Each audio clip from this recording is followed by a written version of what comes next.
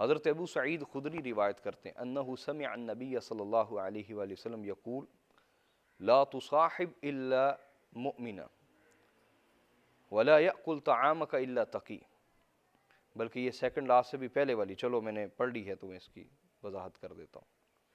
हज़रत अबू सईद खुदरी फरमाते हैं कि मैंने हुज़ूर अलैहिस्सलातु वस्सलाम को खुद फरमाते हुए सुना, ला तुसाहिब इल्ला मुअमिना, कि किसी से भी दोस्ती ना कर, किसी की सोहबत में ना बैठ मगर ये कि वो मोमिन हो, मगर ये कि वो बोलिए नेक आदमी हो, साले हो, वरना उससे बेहतर है कि तू तन्हा बैठ जाए।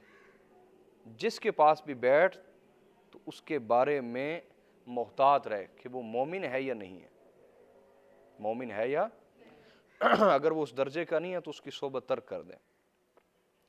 वला याकुल तआमक इल्ला तकी, और फरमाया तेरे दस्तरखान पर खाना खाएं तो सिर्फ मुत्तकी लोग खाएं।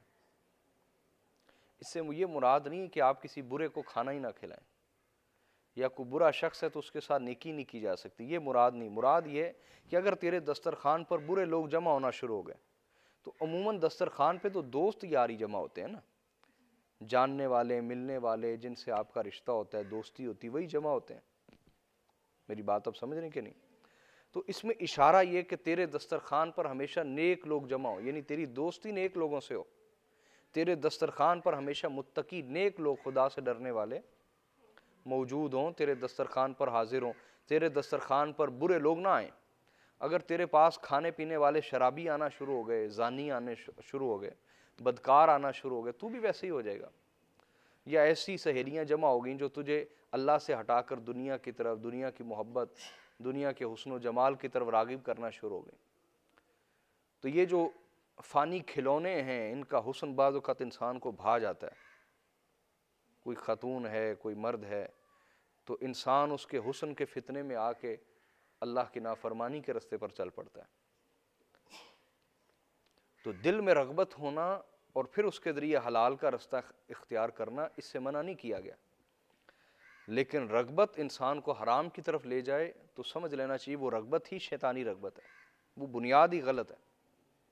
वरना कभी भी अगर बुनियाद अच्छी होती तो आप ऊपर से जो उसकी बिल्डिंग तमीर कर रहे हैं वो टेढ़ी मेढ़ी ना बनती, वो आपको टेढ़पन की तरफ ना लेके जाती। एक हदीस को समझिए, आपको ये बात समझ आएगी। हुज़ूर अलैहिस्सलातु वस्सलाम तशरीफ़ फरमा थे, तो हुज़ूर ने 3 लाइनें खींची, एक इधर, एक इधर और एक इधर। तो फरमाया इधर भी शैतान बैठा है, इधर भी शैतान बैठा है, ये सीधा रास्ता है जो तुम्हारे रब तक जाता है।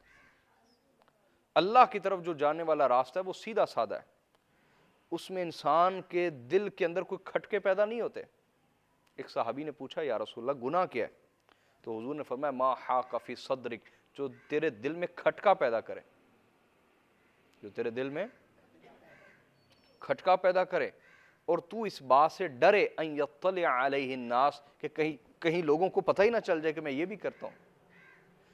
तू इस बात से डरे और तेरे दिल में खटका पैदा हो वो करते हुए, तो यकीन जान के वो गुनाह है। वो क्या है?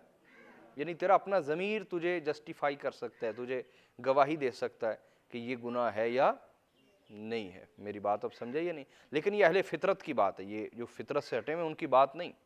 वो तो बदकारियां करके भी वो कहते हैं हमने कौन सी बुराई की है। मेरी बात अब समझ रही है नहीं?